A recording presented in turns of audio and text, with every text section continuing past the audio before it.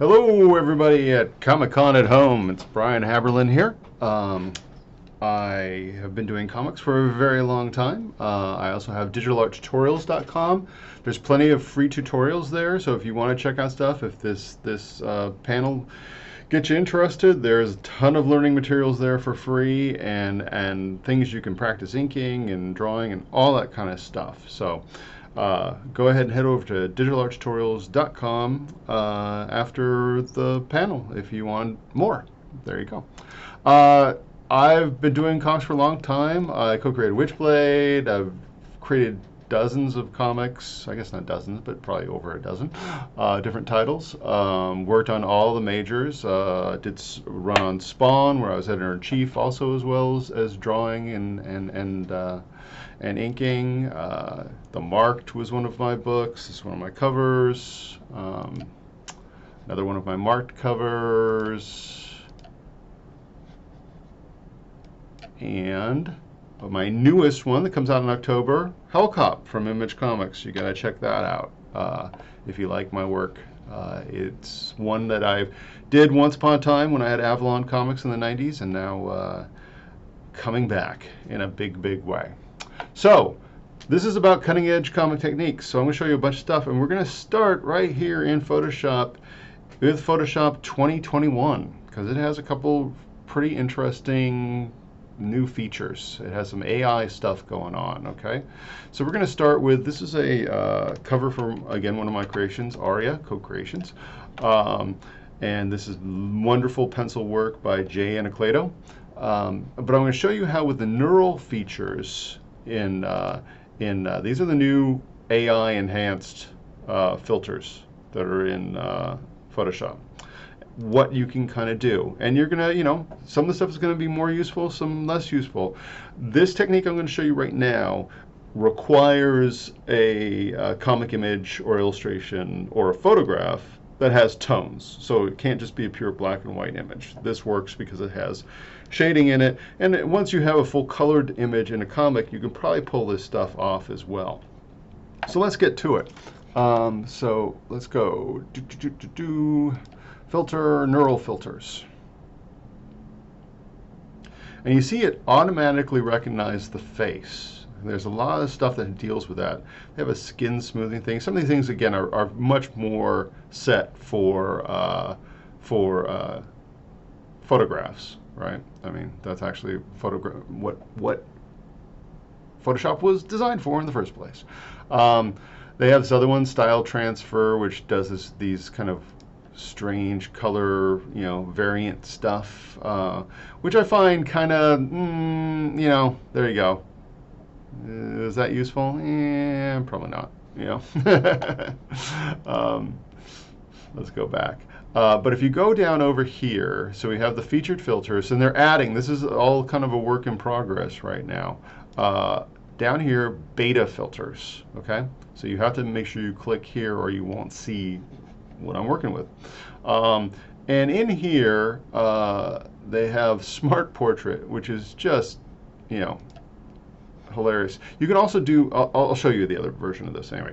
One thing at a time, Brian, one thing at a time. So you can see that it recognized the face. And now you can change a lot of things about this head without redrawing it. So let's make her happier. Now all these filters take a little bit longer to do than normal filters that you'd run across because it's actually thinking and it is actually also going over the internet to think. So you sit here and we moved up the happiness and you see, boom, she's smiling. She did not have teeth before, guys. She has teeth now. And she looks happy. That looks kind of fine. I mean, you have control over, I can dial it down, I had it at 50, take it a little less, make it a little less. And take it off. As soon as you hit it, see how you get the buttons? So you can take them on and off, even if you have them set. So you can set up some things that you'd like and go, oh, maybe that works, why not? Let's make her angry. Aria. Oh, there you go. That did not quite work as well, but you can see where if you went in and retouched some of the bits with the eyebrows in the center, where you just bring them down to that eye line, like it kind of goes right there, that would probably work pretty well. And such. So, you know, think about this can be used for, again, just kind of like, oh, is this image better if she's a little bit smilier? Is it better that she's angry? You know, all those kind of things. It enables you to mess with that stuff basically as a post effect, which is handy. They have facial age, so we want to go ahead and make her look older. There you go. Even going to the white hair. This filter, again, I think is a kind of a hit and miss filter. It probably is better with a real photograph, but you know, it even put some lines here on the neck. You know, these are AI smart filters. They are thinking. You can change where the gaze is going. So if I watch her eyes, boom, she's looking over there. And then boom, she's looking over there. Okay. Hair thickness, head direction.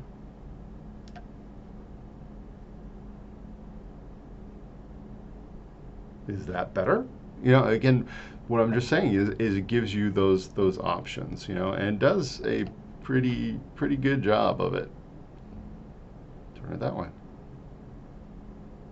So again, things that you can see fairly interactively that could make you change, you know, from that original image. You know, it's like, oh, that's not it. I want to do that other thing. You know, light direction, all this kind of stuff. Fairly, you know, that's fairly interesting. Okay, let's go ahead and move over to another feature on this stuff. They have a colorize feature too. I'm going to show you it really quickly, but I don't think it's really up to snuff yet. So I go over here, and it's going to start thinking about some color stuff.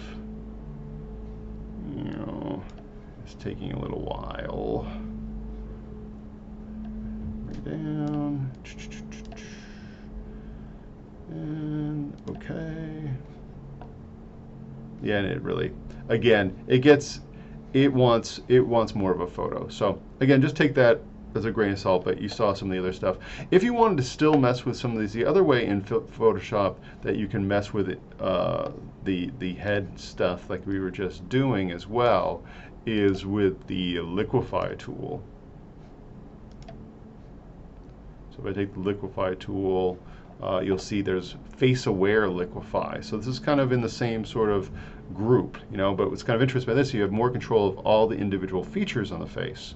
So so if I go ahead and go in here, and you can adjust the eyes, change all that different stuff and everything, mouth, lip, jawline, the whole 9 yards. So it's fairly interesting. Plus you have all the regular sort of, you know, Liquify controls that you have as well. Okay, so two things to think about if you're going to mess with, or if you're just going to fix somebody's photograph. You know, these tools are pretty good, but they work just as well for illustration. Hey, so I'm going to show you again. It's always good to show why things didn't necessarily work. So the Liquify tool has to use a processor, and it doesn't like using grayscale. It wants to use RGB. So to use those expression tools that change the shape of the eyes and all that stuff in the Liquify tool, you have to change the image to RGB first. And I don't care if this is flattened or not. And you can always change it back to gray afterwards, so that's how you get around it. Again, just so you can see those tools more in action. So boom, it's recognizing the face now. You can see there's no little triangle over here. The eyes, so if I go ahead and see the eye, her eye, boom, boom, boom, boom, boom. Make them bigger, smaller. I'm going to go ahead and link them both. So you can do left and right separately, but usually you want to kind of change eyes the same. So bigger eyes, you can change where the height of the eyes. Change the width of the eyes. again, by hitting that middle thing, I'm locking those two together. So left and right, it'll have symmetry. I tilt. I distance. You know, you really can change an existing image and still have it look, you know, fairly much like it was still penciled and all that stuff. Nose height you can change, nose width you can change. Again, expressions like we saw before, but they're not throwing, there's no teeth being thrown in here. Essentially what you're seeing is there's a mesh over the top of this, and the mesh is what's deforming and morphing the image below. But anyway, stuff to play with. Again, you can always just, you know, use it to screw with your friends' photos or all that kind of stuff. But it definitely is a advantageous illustration tool, just so you can see, oh yeah, is that character better with, like, you know, the hair up a little bit more, and you can just boom, see it, you know, and go, yep, that's it, or nope, that's not it. Okay, all right, ta-da. Let's close this out. Another interesting new feature is there's a sky replacement. So Photoshop will attempt to find what the sky would be, and this is actually a pretty interesting trick on this one, because that's a, you know, that's a drawn painted background, but it kind of figured out, okay, this is the foreground and this is the background. And then what do you do with that? Well, what you do with that is sky replacement. Now, I have in here, like the ones that are stock with it are all these photographic ones. Okay, so boom. I hit OK. Oops, I didn't mean to actually do the OK. Go back, sky replacement. So I have this photo, but there's a whole bunch of photos that you can pick. And you can change the brightness of the background. You can shift the edge of where the sky goes from, or where it thinks the sky is going from, and fade that edge as well. You can scale that sky. So see, now I'm making those clouds bigger. Got to make it so it's big enough to cover the image, right? And then there's, get back up, lighting adjustments. You can change some of the base color on the guys, different lighting modes, screen, multiply, again, color adjustment. Can move some stuff around, and I'll put it to new layers, so it's non-destructive in that way. What I think is kind of interesting is that you can load your own painted images or whatever. I mean, it comes with a whole ton of photo clouds, right? But photo clouds doesn't really work for what we got here. But if you were going to paint over that, that would work. But you can also load in your own images right here. So you can add an image. And so I just added, there's a painted background right there. Boom.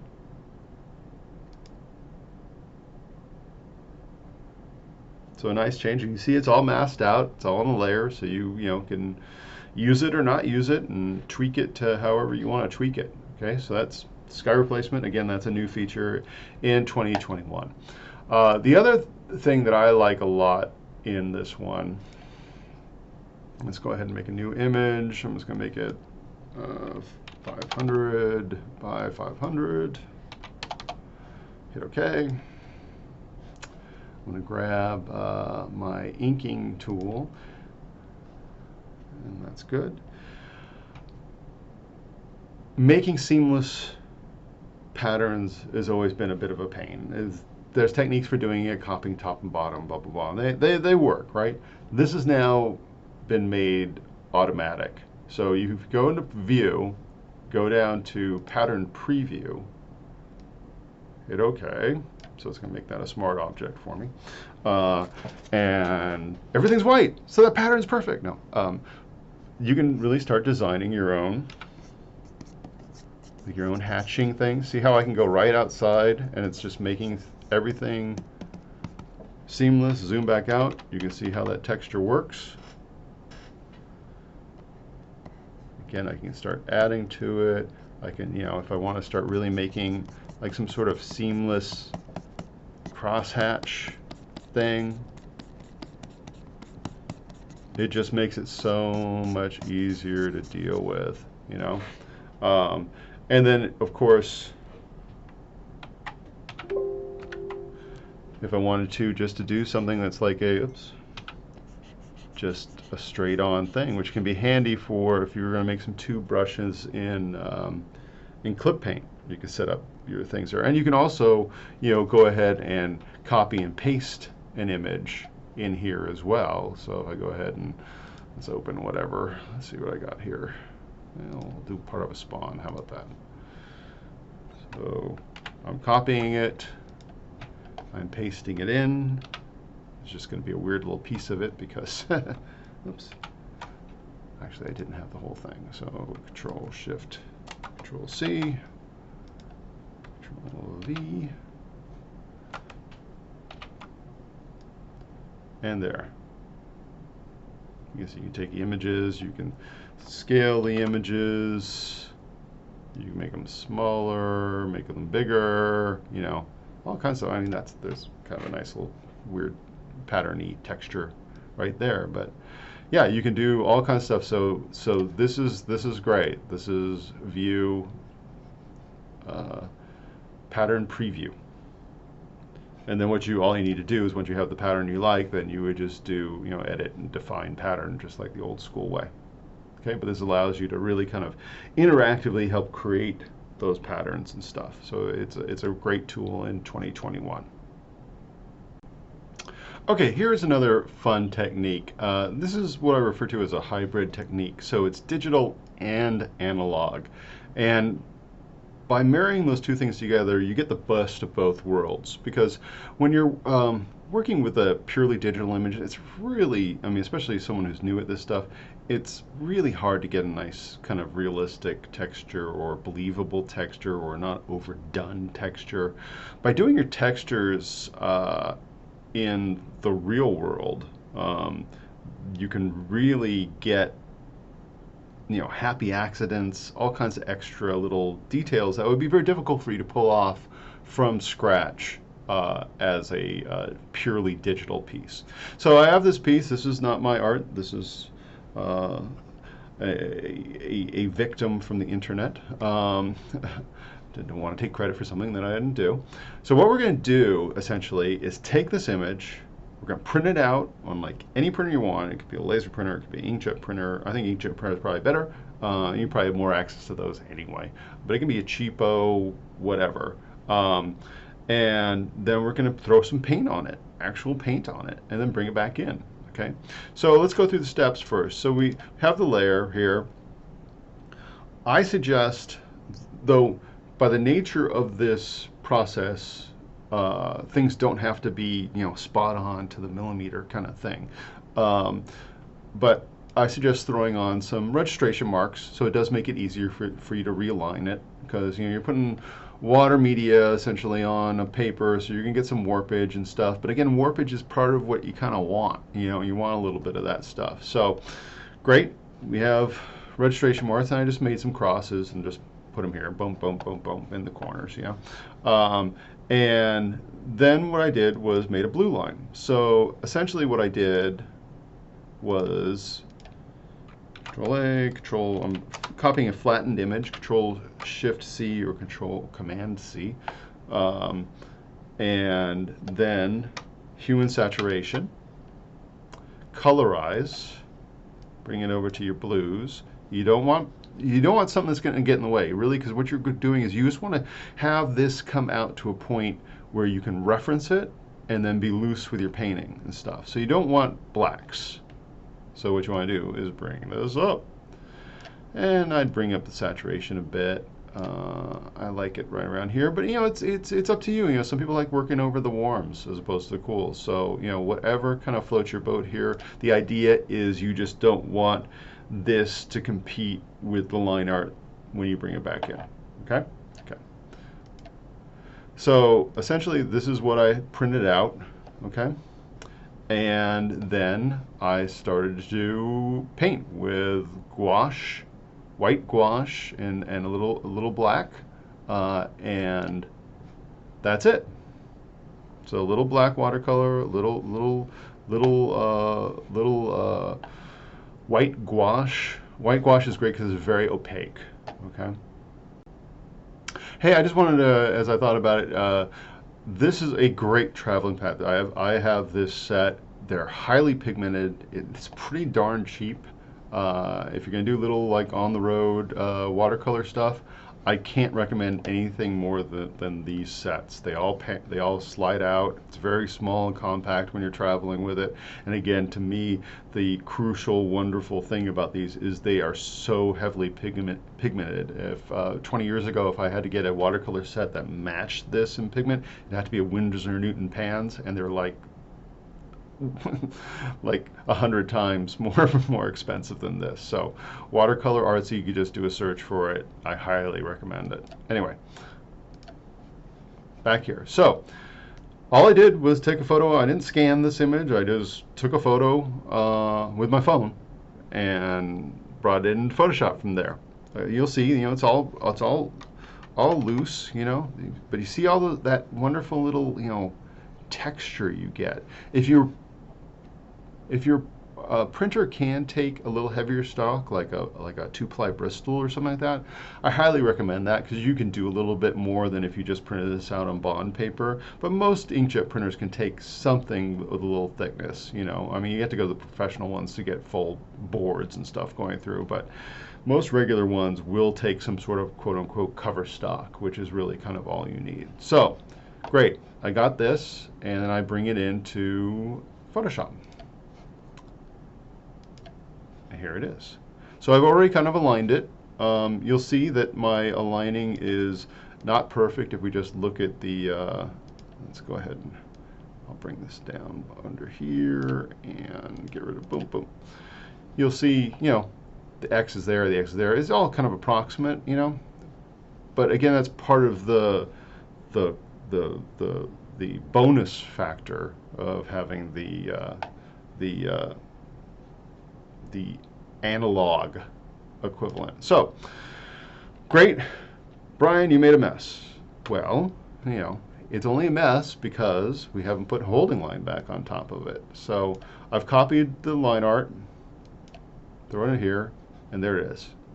So even just this is interesting with no color on it at all, okay? But what you want to do now is start messing with the color. And we're going to use a technique that I've pioneered called the Tint Style, okay? This is a great style for someone who is really not that comfortable with knowing what works for them, but they know what they like at the end of the day. I also refer to it as the ophthalmology school of coloring. Now, what you want to decide here is if this is fine, I'm going to take off the X's because I don't need those. If I want to Control L, is it better a little lighter? Is it better, darker? Up to you. It's about taste. This is cooking sort of at this point.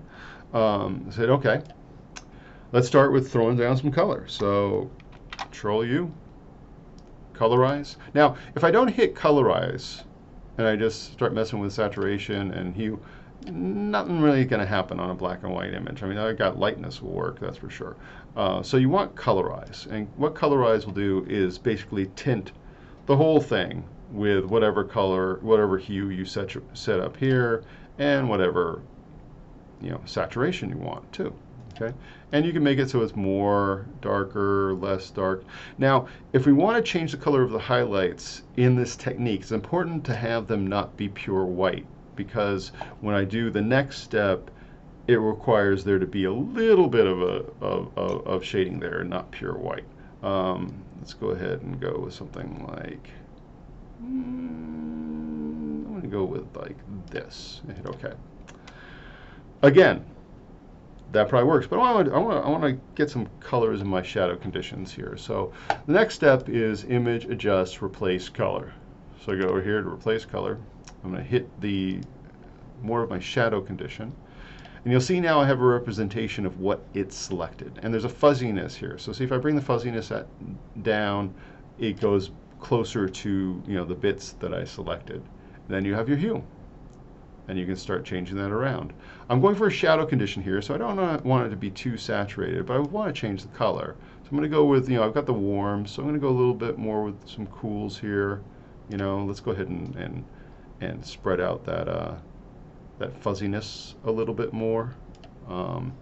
Again, you can see like, okay, do I like that color? Do I like that color? Is that better? Is it better like this? Is it better like that? Where it's mostly then gets to the blues, but I have these other colors in here. You really can just have almost endless combinations of this stuff, you know, or if you hit like some darker colors in here when you're picking, you know, if I can go the other way around too. I can go to the lighter colors, and now I've got that sort of effect again, which is, that looks kind of cool to me, you know. So you have all kinds of different stuff like that. So I'm going to hit OK here. But wait, there's more. And you'll see some layers here that I've already kind of messed with up on top. Let's say you want more of the texture to be visible, right? A cheat for that is going to Filter, Sharpen, Unsharp Mask. Okay, and then, you know, I wouldn't go 400 or anything like that, but like about a 1.8 or 2, going up to 3, and you'll see how it pulls out more of the texture here in that preview. So something to consider. Okay, but then there's all kinds of other effects that we can do to this stuff. So this, you'll notice now I made it so it's got like more flat textures and stuff on that. So the way I did that was selecting this layer. I'm going to go ahead and duplicate it just to, you know, it's always good to have a duplicate so you can always, you know, you can blend them together. You can do all kinds of stuff with that. So I always like to kind of add another layer. We might as well add another layer in this process. If I go Filter Gallery, and go to Cutout, and you'll see now what it kind of does to the piece. So it kind of gives us some more flat colors. You can have, you know, fewer colors in it. It goes up to 8. You can mess with the edge simplicity, so see how I'm getting more now of the old texture. But I want a little bit more stylization, so I'm going to go, you know, a little higher up, right? Edge fidelity. If I go higher up with it, you see it starts trying to match those edges. But again, I want the angles. I want all that kind of stuff. I'm going to hit OK. So now you have a cleaner kind of graphic approach, but you have still those base colors that are in those places for you. And it's perfect for, like, again, if you want to start, you know, riffing off from here and kind of, because not all those highlights are in the right place, but you can, you know, now just like, you know, I've got my inking brush, and I'm going to take that highlight back up here, take these highlights from the frown lines here, you know, cut back into these lines a little bit here, a little bit up here, you know, and just do some touches or you know, some rendering and that kind of stuff, you know. Clean up if this color has gone too far out and really bugs you, you know, just go back in and get rid of it, you know. But you can also blend this with the painted. So I have like now a little bit of both going on, which gets really interesting. And I even have like one more, this is another layer with some different settings of that cutout as well, and you can apply that as well, and then you'll see how you start getting these interesting, you know, more complex shapes because you're marrying multiple layers together. Yeah, I'm just a fan of this style. On my top layer, I have some flats made. So if I wanted to actually start coloring this, you know, making a multiply layer, these are just flats. If we look at this layer here, it's on opacity, right? That looks really cool to me. I love that. So it's just a normal layer with flat color at 24%. Okay. If I show you what it looks like, it's just, again, if I go back up. Photoshop, behave. Go to normal. So normal, that's what that layer is about. It's essentially just some quick flat colors. What I recommend is jockeying through, you can just, with the arrow keys, once you have this selected in the mode of the layer, you can just slide through the different blending modes. And again, look for a happy accident. You know, is that what you like? You know, is that what you like? Is that it? I love that. I mean, that to me, that's a wall poster right there. You know, so you can't really, you know, it's a super fast technique. It gets you a lot of stuff going on with it, and there you go. So this was the hybrid technique.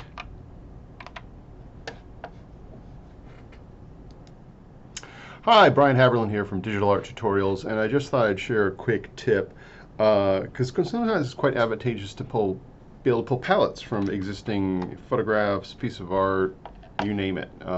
This is a Sargent watercolor, and there's a couple ways to attack this. One way will actually make you swatches like you see over here that you can put into your swatches. The other way will just make an image broken up into squares like this, and you can just pick from that. You know, you can have it sitting in another window or on another part of your desktop or whatever.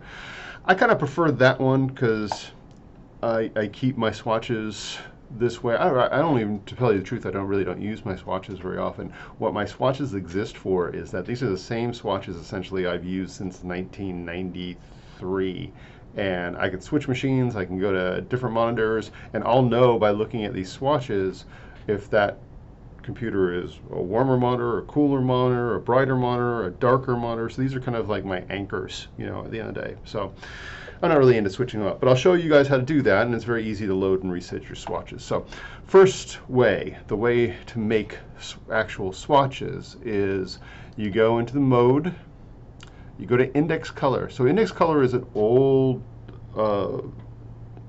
mode, basically, that was designed when computers couldn't do as many colors. Like I remember when I was first getting into the computers, I think it was like, you know, it was 16 colors, and it was 256. You know, I think the Macs were doing 256 when they first were coming out, and I went with Amiga because an Amiga did 4096, so 4096 colors. So that's great, right?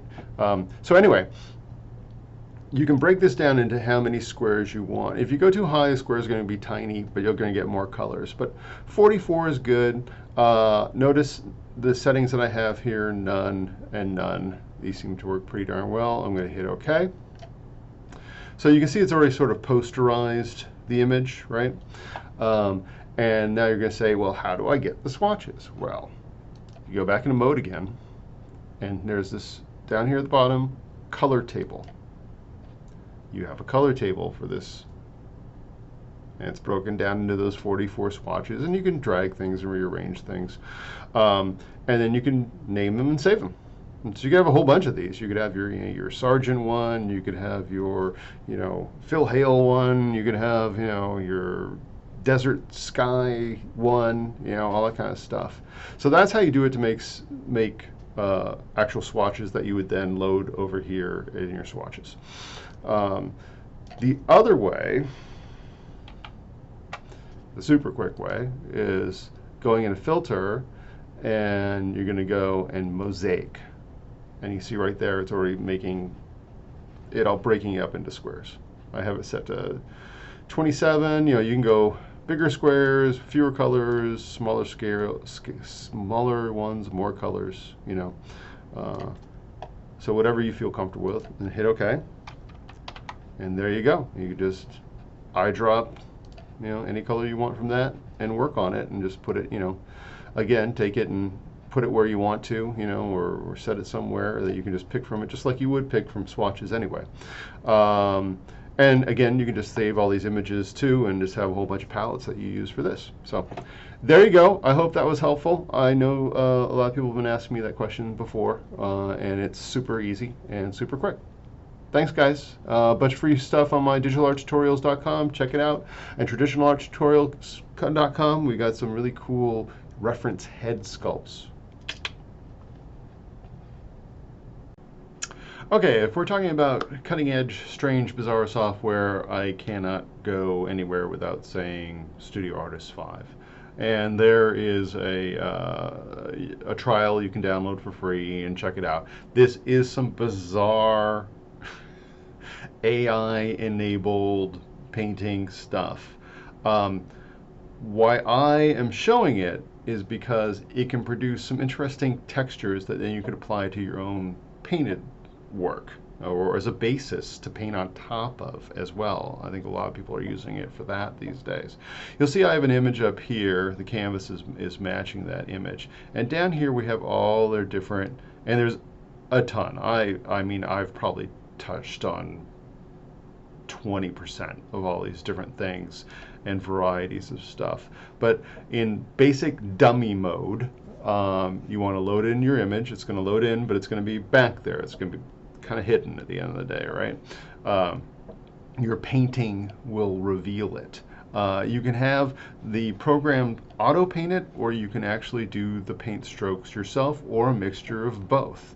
But you have it on Paint Synthesizer Classic. It's not that in a default, but change it down to that, and you'll get these different examples that they have here. So acrylic over here. If I hold the control key, I can have it automatically start to apply paint, as you can see. Now, if I was going to go over here and stroke back in with this same acrylic selected, you can see how I can start applying brush strokes around. What it does is it sort of picks up the colors that are beneath the image, but you can see how you can really start getting some interesting bits. You know, like I can start coming in here. Again, you know, this is not a bad way to get some interesting underpainting stuff going on. I'm just stroking back in here. See the little strokes. If I hold the B key, I can interactively change the size of the brush that's being applied in these areas. But you can see even that is kind of an interesting little bits and bobs there, you know. You know, if you hit in the dark area, if I start going across, you'll start applying in pretty much the dark area. I have my brush down and applied. Let's look at another one. So this is acrylic blend. So again, you can see how you get some interesting. This one gets a little. I don't like it when it gets really like, oh, I see that stroke, I know exactly what that is, kind of thing. But it still has some pretty darn interesting things. So all these you can go down, like I said, start. You know, this will get you a really interesting sort of. Look at that. That's pretty cool, right?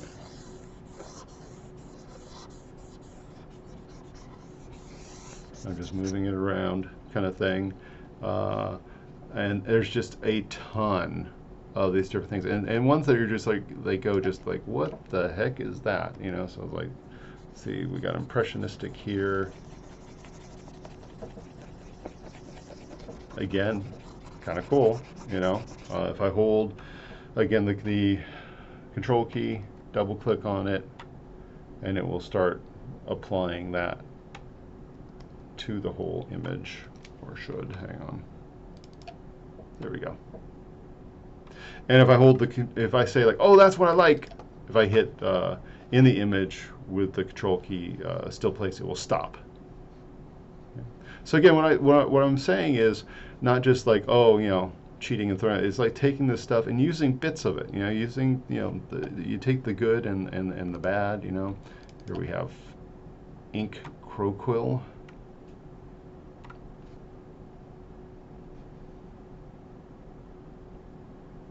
Multi-direction, hitting it again. Now, let's say I'm done with this. I don't want to see this anymore. There's a little eraser up here. If you, actually, I gotta kill that and then hit the eraser, blank, okay? Then I can come back in and apply another one and see what it kind of looks like. And you can even record these. I mean, that's kind of a fun little thing.